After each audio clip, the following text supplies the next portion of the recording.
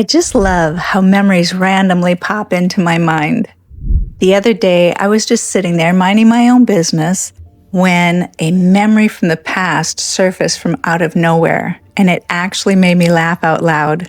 Have you ever had that happen? A memory from years ago suddenly appears as if your brain decided to replay a favorite movie of its own. Welcome back to my channel. For those of you who are new here, my name is Mona, and I help highly stressed people return to their true center. Once upon a time, many moons ago, I had the rare opportunity to embarrass my older brother in front of his friends. It was really funny. Now, if you have older siblings, you already know this opportunity doesn't come around very often, so you have to take advantage of it. For reasons that I don't remember, my brother asked me to borrow my car one night, and since I had no place to go, I handed him the keys. A little while later, the phone rang, and it wasn't a cell phone. It was the phone that was attached to the kitchen wall. Do you remember those? If you don't, you just might have to ask somebody what that's all about.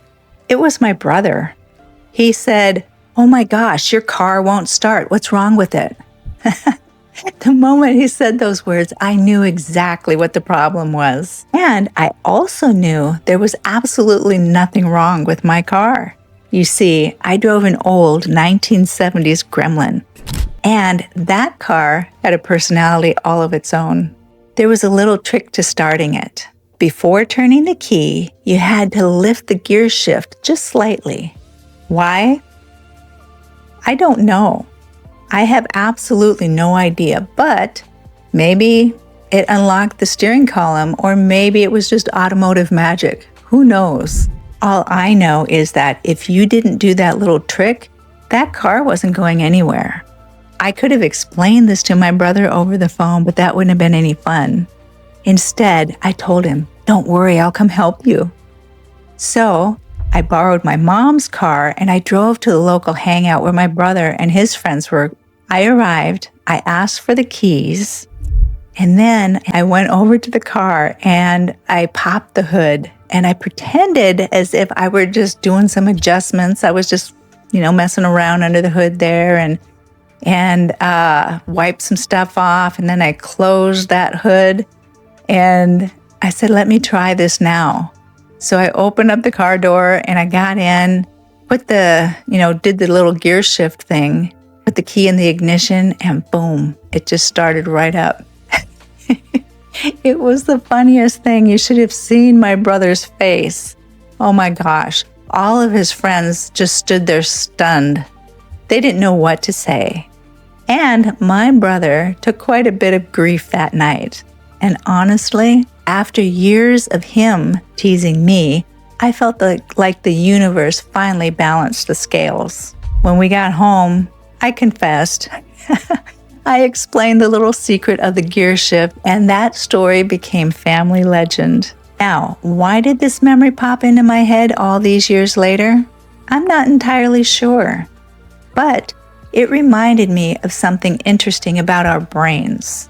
In neuroscience, we know that our brains are constantly trying to problem solve and make sense of what's happening around us.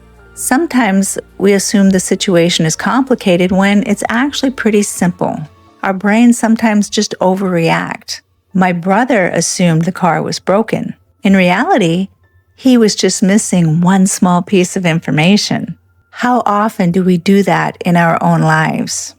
How often do we assume the worst? Assume that something is broken. Assume that we're stuck. The moral of this story is, before you convince yourself that something is terribly wrong, make sure you're not just forgetting to lift the gear shift. Sometimes the problem isn't nearly as complicated as we make it out to be. Sometimes all you need is a different perspective and maybe a little help from someone who's been there before.